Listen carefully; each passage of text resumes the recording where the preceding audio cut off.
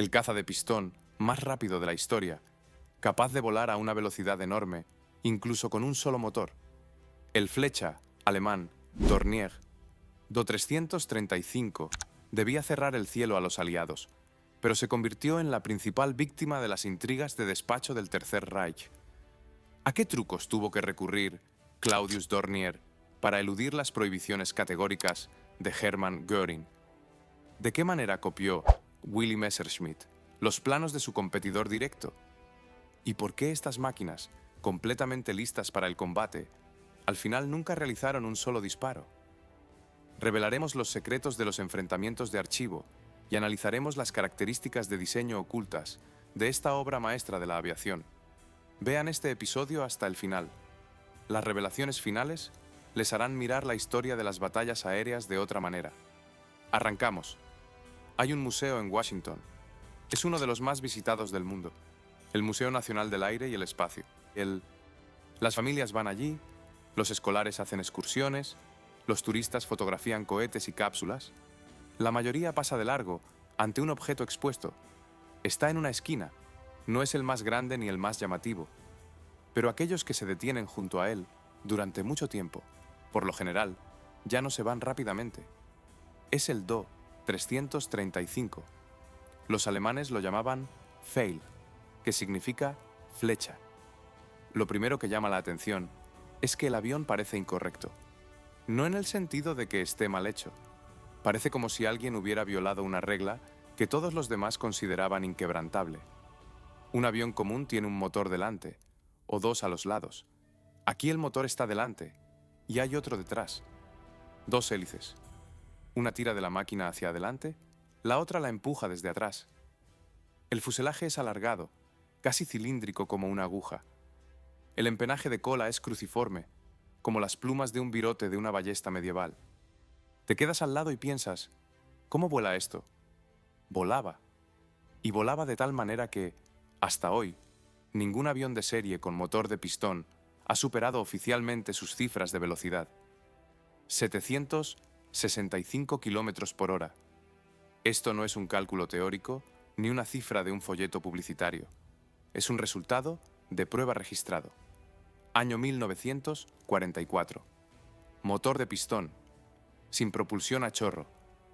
Para entender la magnitud, un tren urbano moderno viaja a unos 100 kilómetros por hora. El Do-335 recorría esa distancia en menos de 8 minutos. Y aquí comienza la historia que todavía no deja en paz a los historiadores de la aviación. Porque esta máquina, con tales características, con tal diseño, con tal potencial, nunca llegó a fabricarse en serie. No participó en ninguna salida real en condiciones de combate. Se construyeron 14 ejemplares. 14. Y eso fue todo. Uno de ellos se encuentra ahora en ese museo de Washington. En silencio, bajo la luz artificial, con una placa que la mayoría de los visitantes no lee hasta el final. ¿Por qué ocurrió esto? No es una pregunta sencilla. Aquí no hay un solo culpable ni una sola causa. Hay un hombre concreto que ideó esta máquina. Hay años de lucha, no con problemas técnicos, sino con personas. Hay un competidor que no jugó limpio.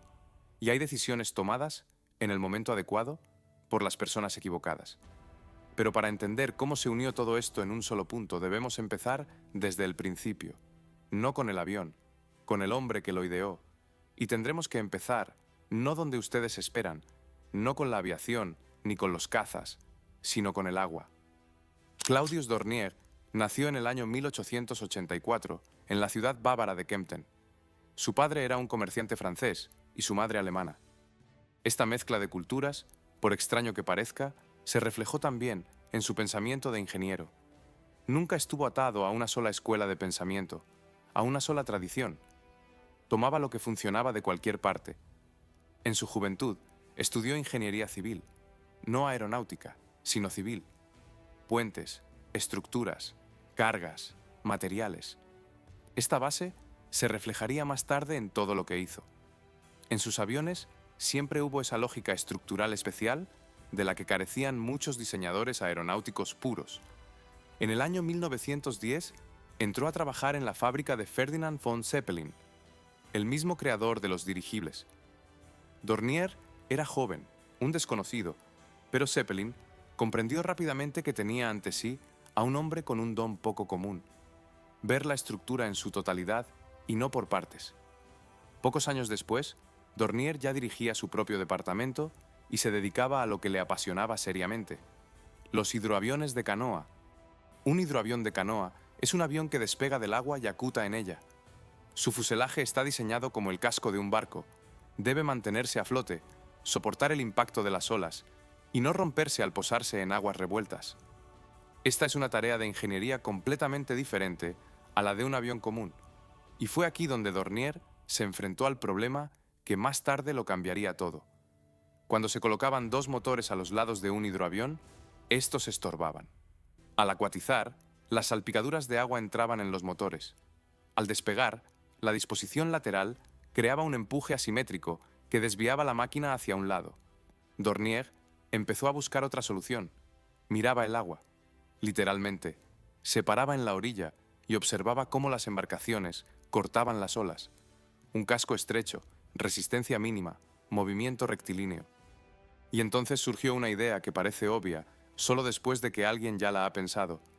¿Y si colocamos los motores no a los lados, sino uno detrás de otro, a lo largo del eje del fuselaje? Uno delante tira, uno detrás empuja, sin desviación lateral, sin salpicaduras en los motores laterales, simetría perfecta de empuje.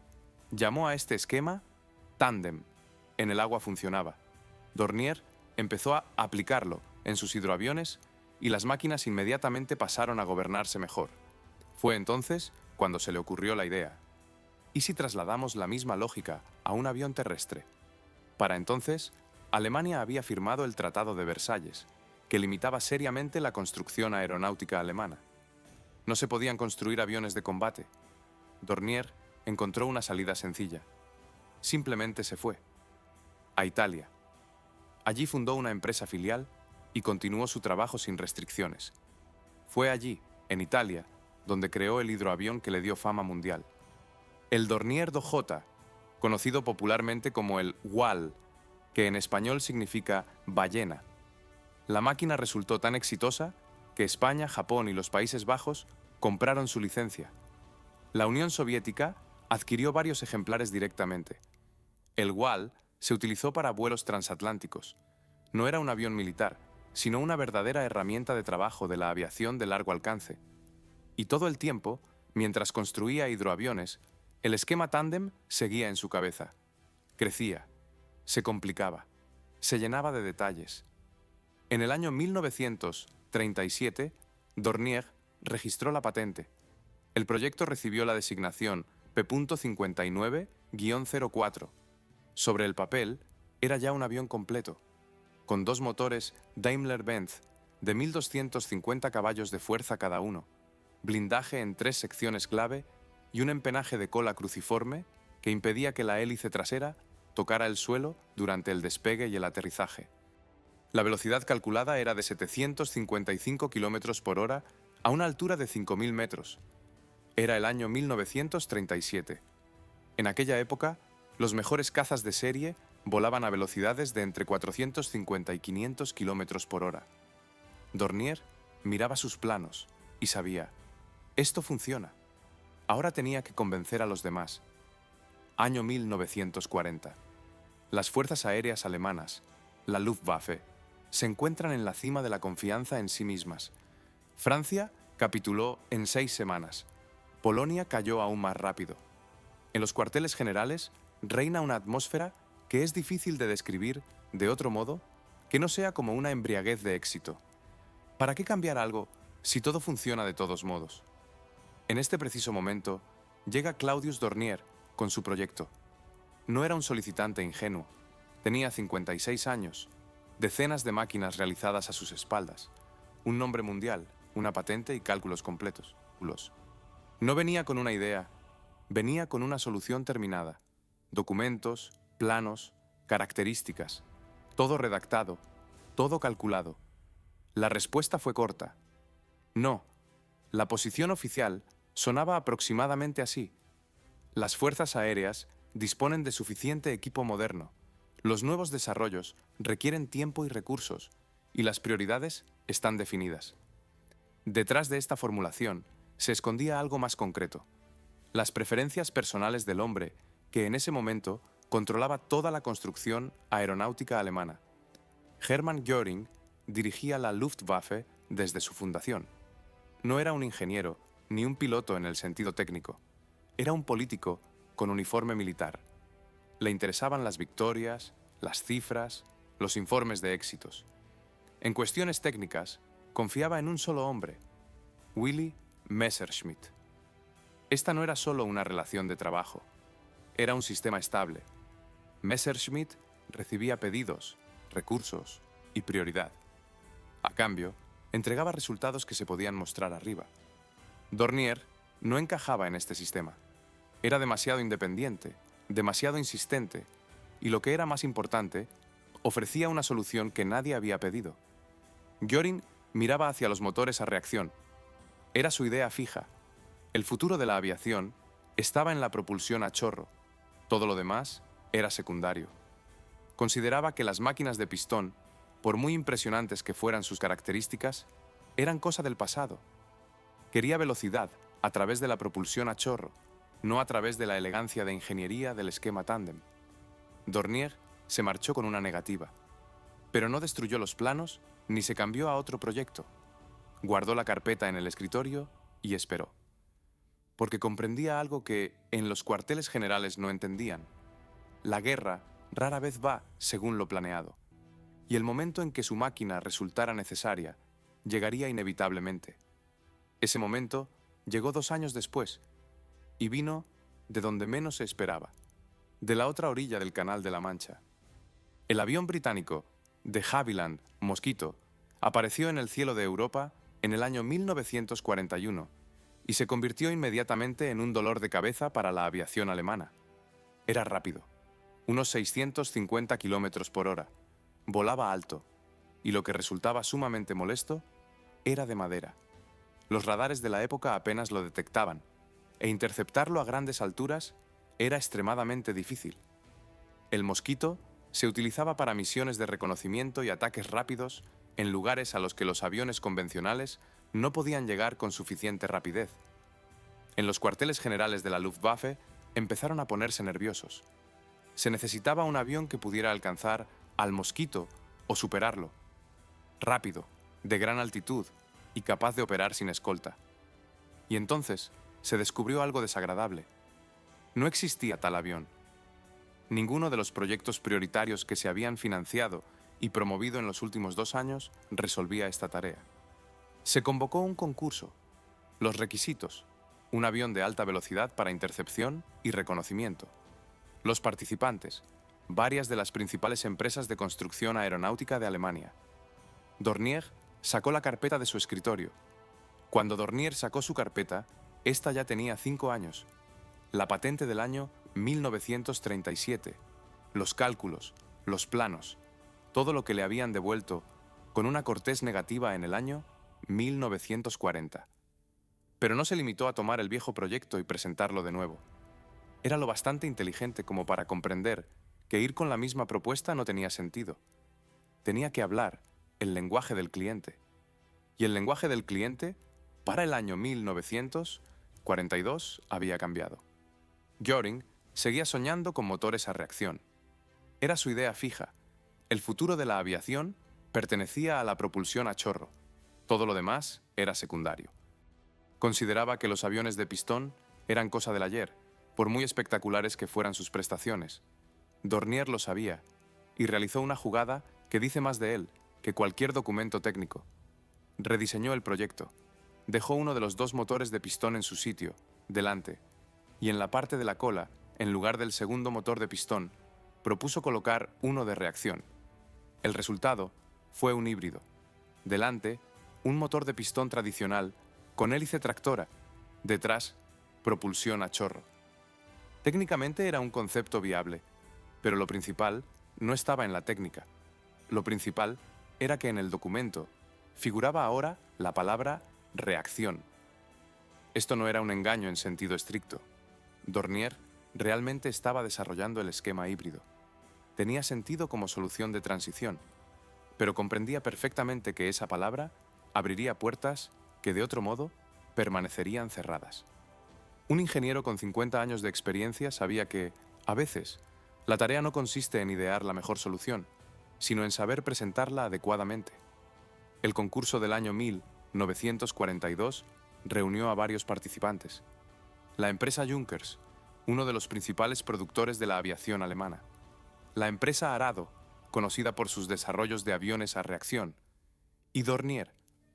La diferencia entre los participantes era fundamental.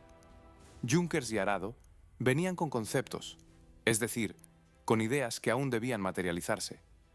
Necesitaban tiempo para el desarrollo, para la construcción del prototipo y para las pruebas. Dornier venía con un proyecto que tenía detrás 5 años de cálculos y perfeccionamientos. Necesitaba tiempo únicamente para construir la primera máquina. En el concurso, esto se convirtió en el argumento decisivo. La dirección militar, en el año 1942, ya no podía permitirse el lujo de esperar. La situación estratégica había cambiado, por decirlo de forma suave. El mosquito seguía volando por donde ningún interceptor alemán podía llegar. Cada mes de retraso tenía un costo real. Un proyecto que pudiera ponerse en marcha rápidamente valía más que un proyecto perfecto que estuviera listo en 3 años. Dornier ganó. Esta no fue solo una victoria técnica, fue la revancha del hombre al que 5 años atrás habían enviado a casa con su carpeta. Tenía 58 años y acababa de ganar un concurso a empresas que se consideraban la columna vertebral de la industria aeronáutica alemana. Inmediatamente después de anunciarse los resultados, comenzó el trabajo completo en la máquina, que recibió la designación oficial Do 335. El esquema híbrido con el motor a reacción en la cola se descartó con bastante rapidez. Los ingenieros volvieron al concepto tándem original con 2 motores de pistón. Era más fiable, más fácil de producir y además ofrecía mejores características que el híbrido. Al final, el motor a reacción nunca apareció en el Do 335, pero cumplió su función, abrió la puerta. Sin embargo, era pronto para alegrarse. La victoria en el concurso significaba una cosa. Ahora Dornier tenía un enemigo muy serio, un hombre que estaba acostumbrado a ganar siempre y que no sabía perder en absoluto. Willy Messerschmitt era 20 años más joven que Dornier. Nació en el año 1898 en Frankfurt, se aficionó a la aviación en su juventud y a los 30 años ya construía sus propios aviones. Tenía talento, eso es indiscutible. Sus máquinas volaban, y volaban bien. Pero en él había algo más que talento que lo diferenciaba de la mayoría de los ingenieros. Messerschmitt sabía cómo trabajar con la gente en el poder. Este es un arte aparte, que no tiene nada que ver con saber diseñar alas o calcular cargas. Hay que saber a quién llamar, qué decir, cómo presentar el trabajo, para que la persona adecuada sienta que es su idea, su victoria, su éxito. Messerschmitt lo hacía con maestría, y precisamente por eso, a principios de la década de 1940, su empresa recibía contratos, recursos y una prioridad que nadie más tenía. Cuando Dornier ganó el concurso del año 1942, fue un golpe para el sistema que Messerschmitt había construido durante años. No fue solo perder en una competencia justa, fue una señal de que su monopolio sobre la confianza del cliente no era absoluto. Indicaba que había aparecido alguien que podía venir con otra solución y ganar. Messerschmitt empezó a actuar. Primero, a través de los canales habituales. Retrasos en las aprobaciones, preguntas sobre la documentación, objeciones técnicas que requerían comprobaciones adicionales. Todos estos eran instrumentos legales y los utilizó con destreza. El trabajo en el Do 335 avanzaba, pero despacio, mucho más despacio de lo que debía. Paralelamente, ocurrió algo más. En el año 1942, Messerschmitt presentó su propio proyecto de avión de alta velocidad. Recibió la designación Me-231, y quienes vieron ambos proyectos llamaron inmediatamente la atención sobre una extraña coincidencia.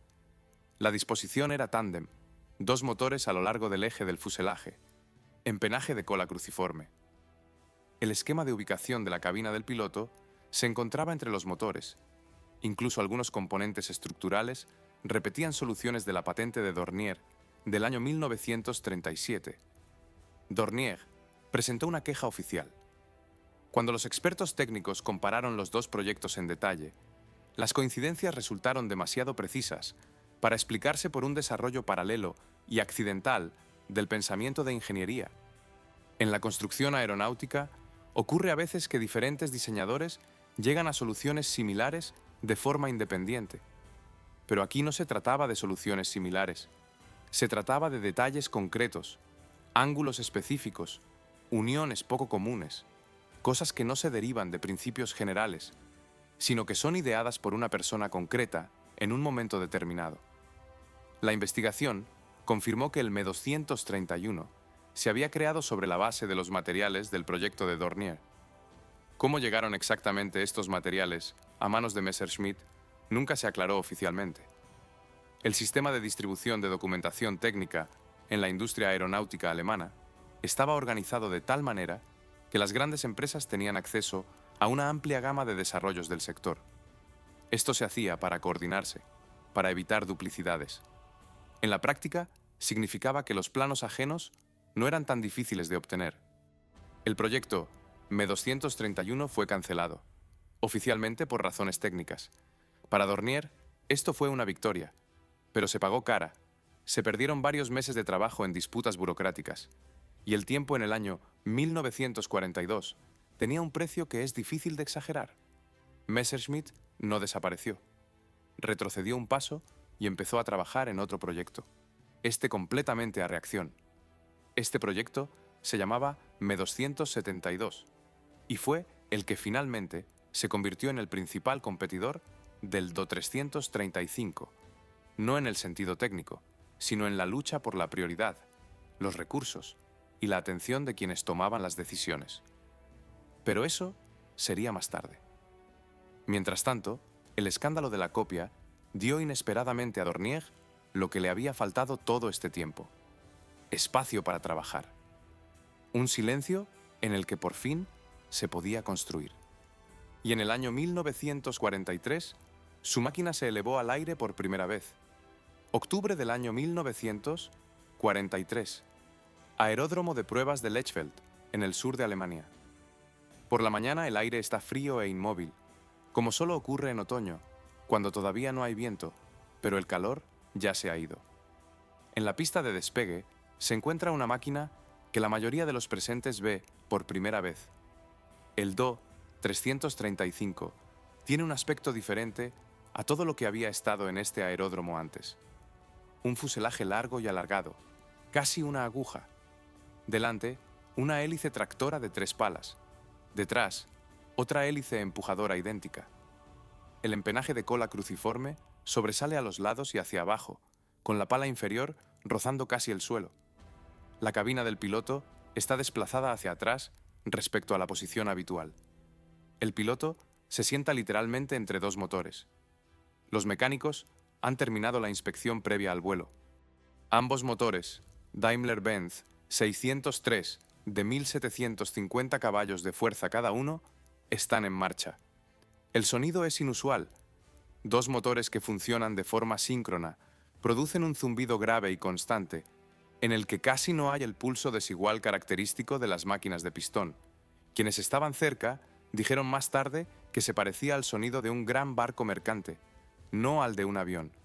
Al timón se encuentra el piloto de pruebas Hans Zuber, un piloto experimentado que había volado en decenas de máquinas diferentes. Son estas personas las que se necesitan en un primer vuelo, no los que se admiran, sino los que registran datos. Carrera de despegue. La máquina gana velocidad rápidamente, notablemente más rápido de lo que esperaban los observadores en tierra. Dos motores con una potencia combinada de 3.500 caballos de fuerza aceleran el avión casi sin esfuerzo. Despegue. El Do-335 se eleva en un ángulo que, para una máquina de su tamaño, parece casi increíble. Los primeros minutos siguen un programa estándar: ascenso, comprobación de la gobernabilidad, maniobras de prueba. Zuber dirá más tarde que la máquina responde a los movimientos del timón con más precisión de lo que esperaba. Ninguna vibración de las dos hélices contrarrotatorias. Los ingenieros de Dornier resolvieron este problema mediante la sincronización de las revoluciones de los motores. Luego, comenzó el tramo de alta velocidad. El Do 335 se aceleró en la ruta de prueba hasta el régimen máximo. La velocidad registrada en vuelo horizontal fue de 765 km por hora. Para entenderlo, el mejor caza de serie de la época, el Focke-Wulf 190, desarrollaba unos 650 km por hora en condiciones similares. El Do 335 era más rápido por más de 100 km por hora. Esto no es una pequeña ventaja, es otra categoría. En el tercer vuelo de prueba se realizó un experimento que se debatió largamente después. Zuber, a una altura de 4.000 metros, apagó deliberadamente el motor delantero.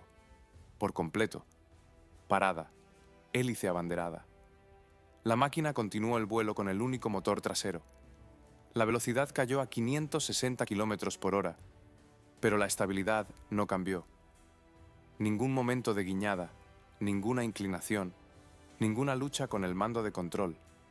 El avión volaba nivelado. Este era un punto fundamental.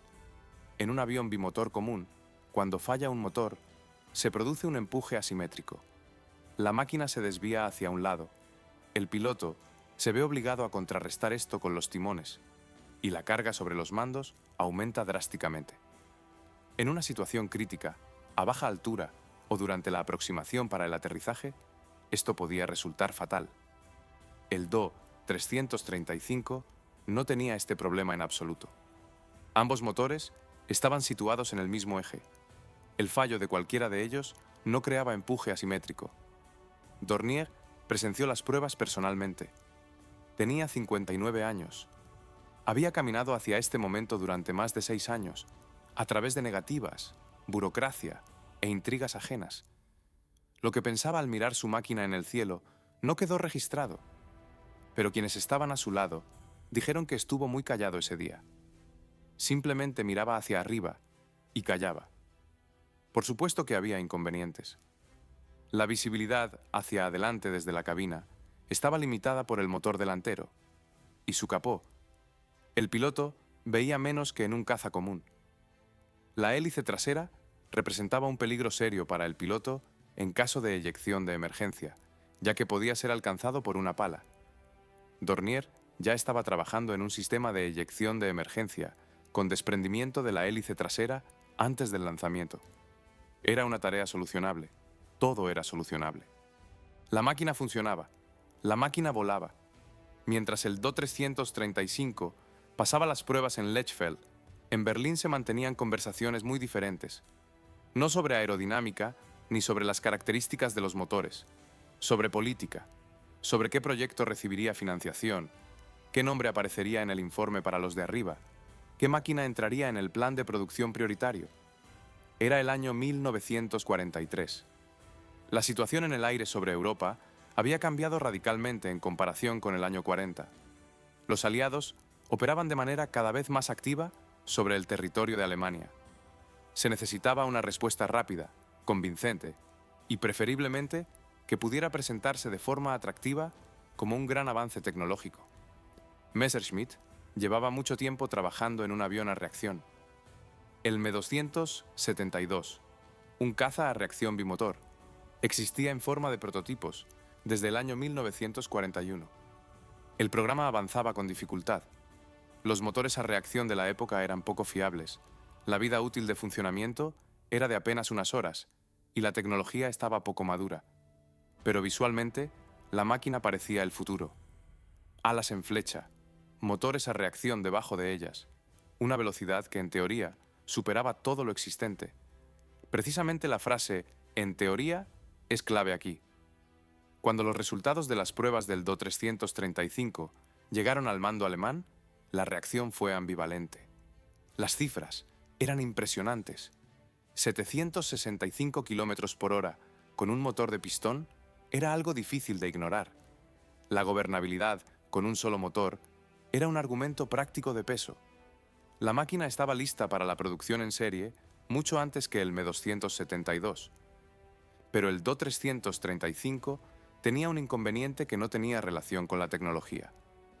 Detrás de él estaba Dornier, no Messerschmitt.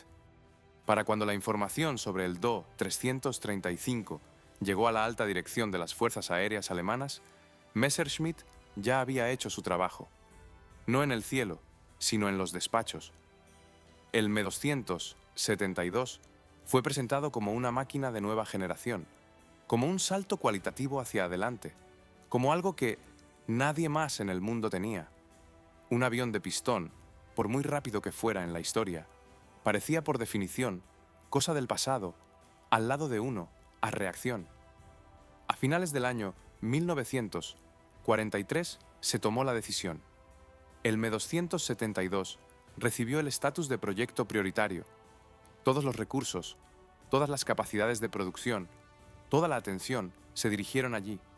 El Do-335 fue relegado a la categoría de proyecto de reserva. Esto significaba que el trabajo no se prohibía, pero se recortaba la financiación, no se asignaban líneas de producción y no se establecían plazos. En la práctica, significaba una cosa: no habría producción en serie.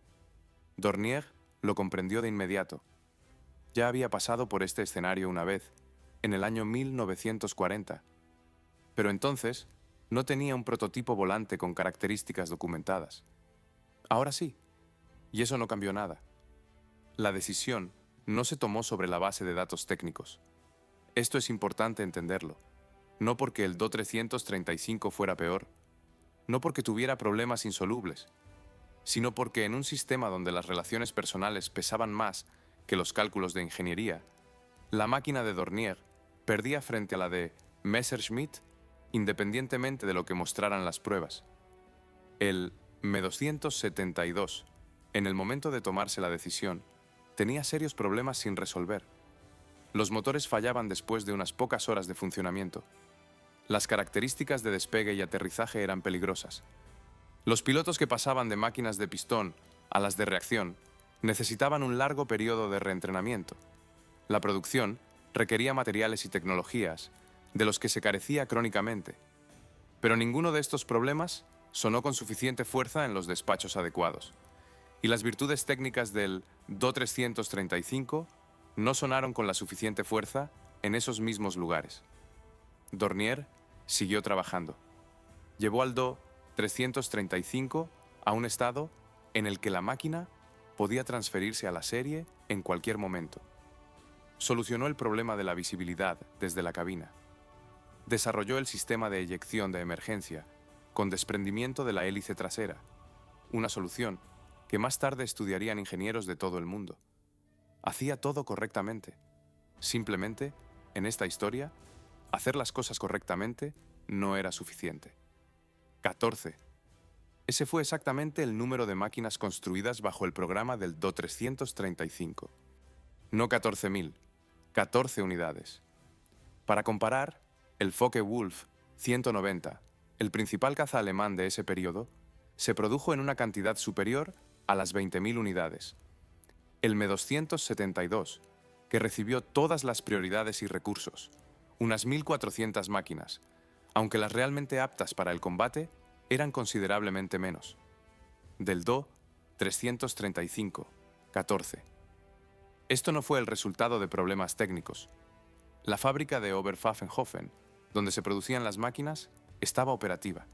Había trabajadores, había planos, había materiales, aunque en cantidades limitadas. Simplemente, la línea de producción nunca recibió el estatus que permitiera expandir la fabricación de manera real. Las últimas máquinas se ensamblaron en condiciones en las que la propia existencia de la producción estaba en entredicho. Primavera del año 1945.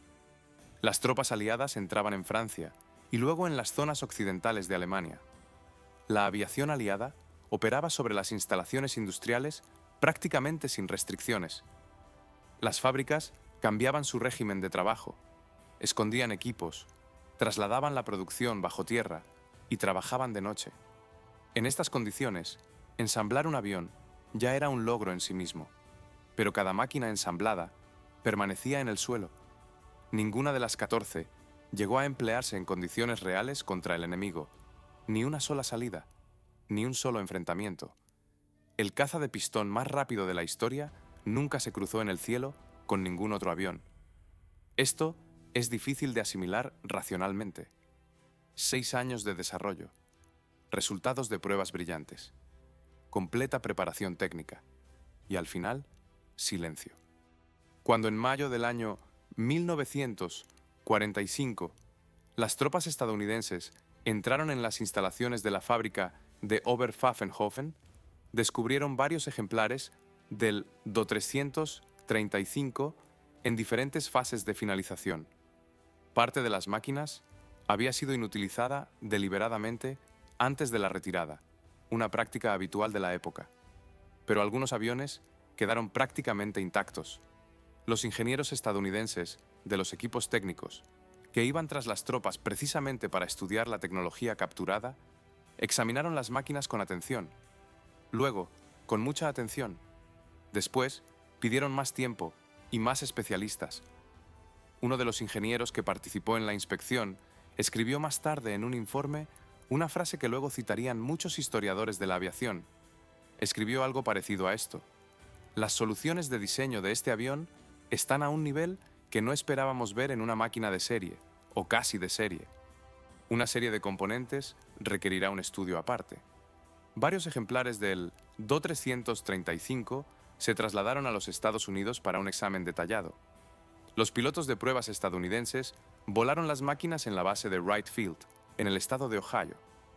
Los informes sobre estos vuelos, documentos confidenciales que se desclasificaron mucho más tarde, contienen valoraciones que suenan casi asombrosas.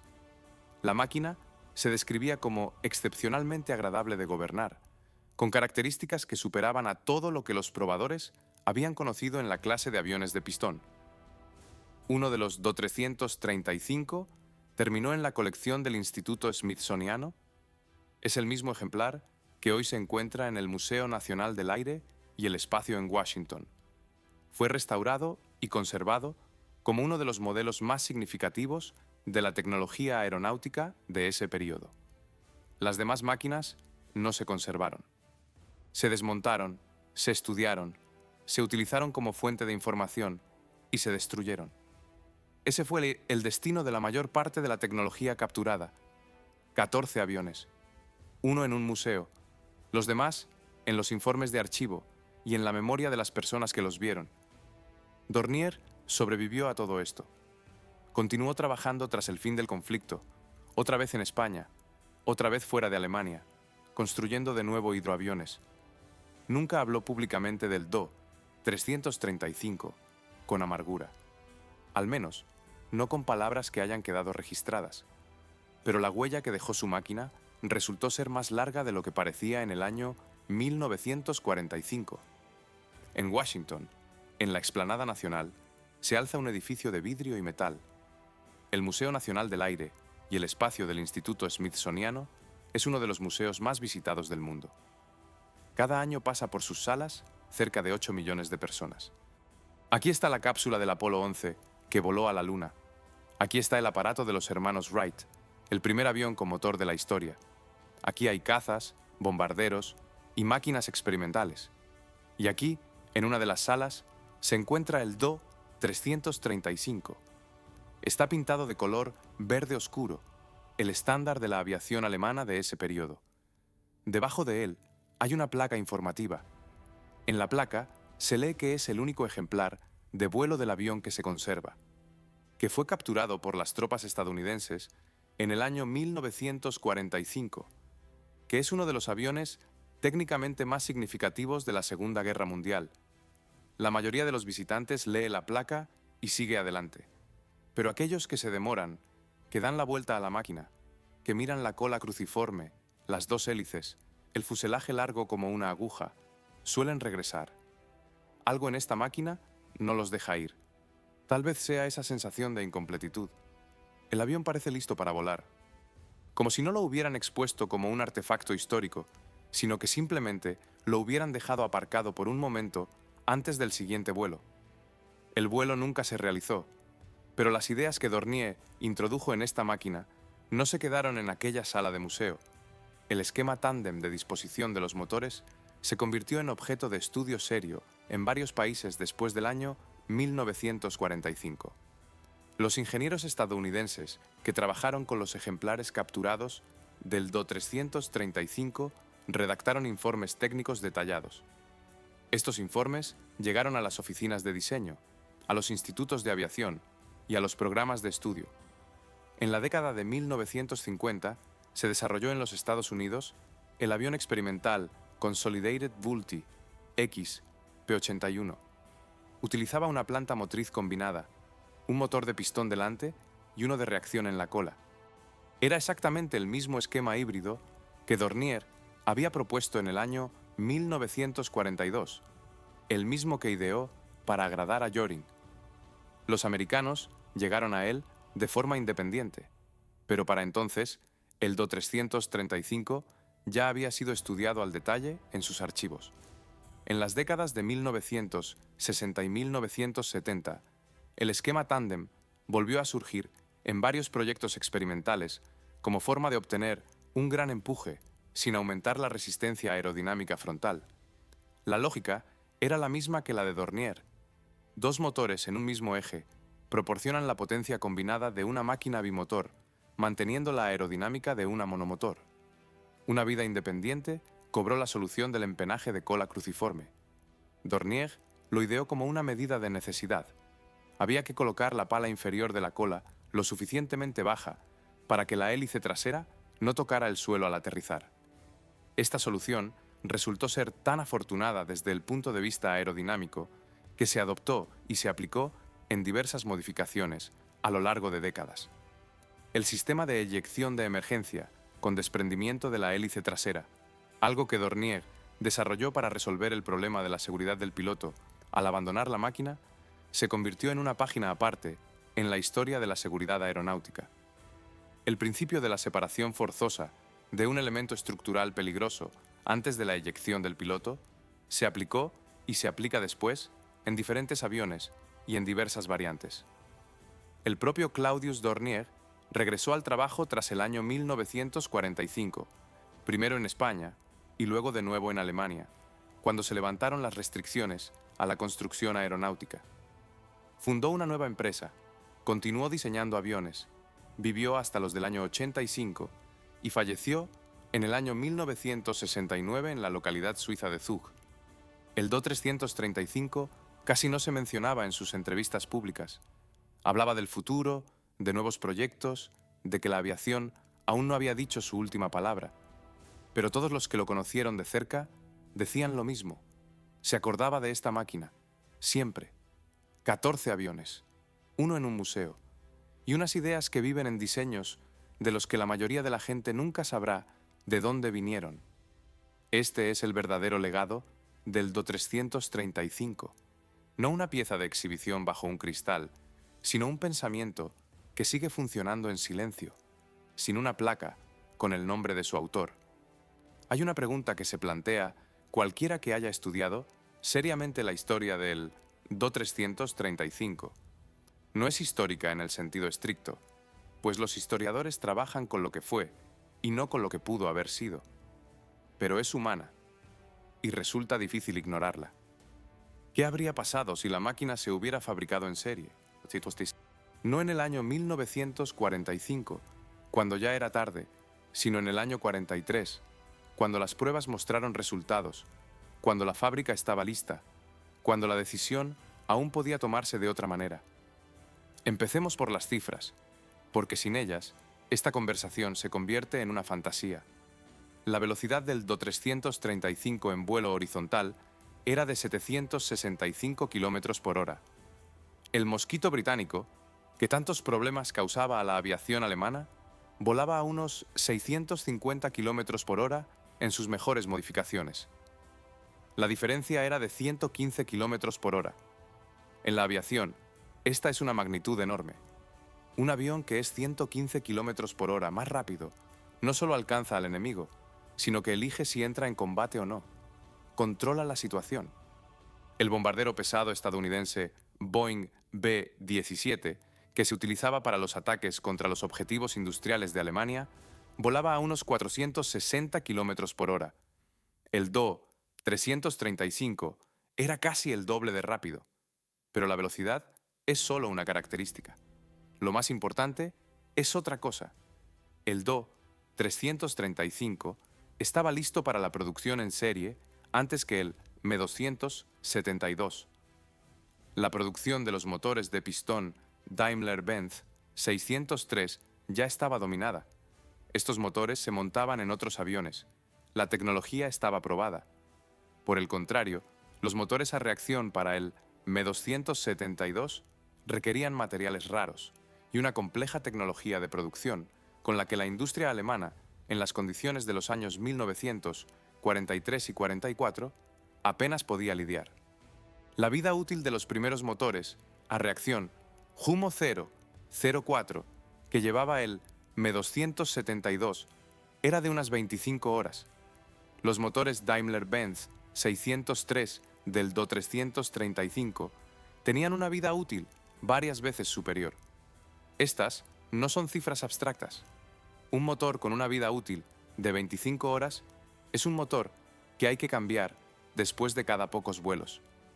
En condiciones de escasez de materiales y capacidades de producción, esto significaba que una parte importante de la flota de Me-272 se encontraba constantemente en reparación.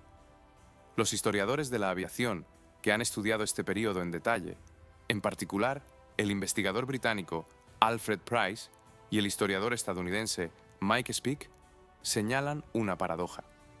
El Me-272, que se presentaba como una superioridad tecnológica, tenía en la práctica una disponibilidad operativa considerablemente menor que la que podría haber tenido una máquina de pistón de serie con motores probados. El Do-335, en producción de serie desde el año 1943, significaría hipotéticamente varios cientos de máquinas para mediados del año 44, con características confirmadas por las pruebas, con motores que ya se producían, con pilotos que no necesitaban un reentrenamiento especial para pasar de los aviones de pistón. Un historiador de la aviación, cuyo nombre aparece en varias fuentes independientes en relación con este tema, formuló una idea que luego se citó a menudo. Dijo algo como esto: el Do-335 es el único avión de ese periodo sobre cuyo destino hablan con pesar los investigadores de ambos lados de la línea de frente. Porque era simplemente una máquina muy buena, independientemente de quién la construyera y en qué momento. Esta es una valoración poco común y dice algo importante. La tecnología no tiene nacionalidad. Una solución de ingeniería, buena o mala, sigue siéndolo independientemente del contexto en el que haya surgido. El Do-335 era una buena solución. Esto lo reconocen todos los que lo han estudiado. Pero aquí es importante detenerse y hablar con claridad. No sabemos qué habría cambiado exactamente la aparición de una mayor cantidad de estas máquinas en el cielo. La historia no funciona como una ecuación donde se puede sustituir una variable y obtener otro resultado. Hay demasiados factores, demasiadas personas, demasiadas decisiones que se tomaban al mismo tiempo en lugares diferentes.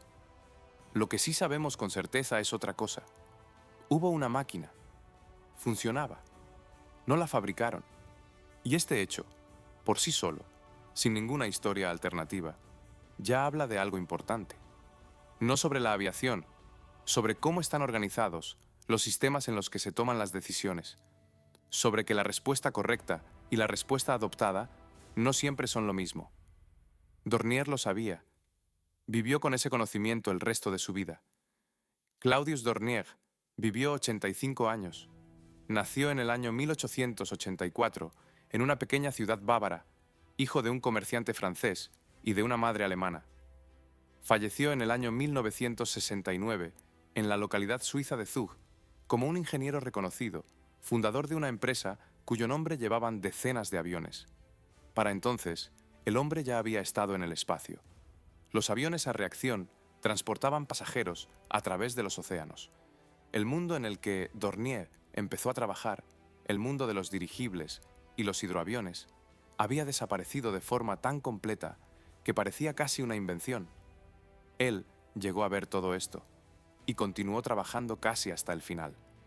Después del año 1945, su camino repitió una ruta conocida, otra vez al extranjero, otra vez allí donde se podía trabajar sin restricciones. España lo acogió de la misma manera que lo había acogido en los años 20. Fundó una nueva empresa, diseñó nuevas máquinas, formó a jóvenes ingenieros. En el año 1954, cuando se le devolvió a Alemania el derecho a la construcción aeronáutica civil, regresó y volvió a abrir una empresa ya en su patria. Le preguntaban sobre el Do-335 en raras ocasiones. Los periodistas preferían preguntar sobre los hidroaviones, sobre el famoso WAL, sobre los récords de entreguerras de vuelos de larga distancia. El Do-335 era un tema incómodo, demasiado vinculado a un periodo del que Alemania en las décadas de 1950 y 1960 prefería no hablar más de la cuenta. En las pocas entrevistas en las que se mencionaba este avión, Dornier respondía brevemente. Decía que la máquina era buena, que lamentaba cómo se habían desarrollado las cosas, que un ingeniero hace su trabajo, construir, calcular, comprobar, y que lo demás no depende de él. Esto no sonaba a amargura, sonaba a una comprensión cansada. Hay una categoría especial de personas, las que llegan demasiado pronto, no en el sentido de la edad, sino de las ideas. Ven la solución antes de que los rodean estén preparados para aceptarla. Y tienen que esperar, a veces años, a veces décadas, hasta que el mundo crece lo suficiente como para alcanzar lo que ellos idearon hace mucho tiempo.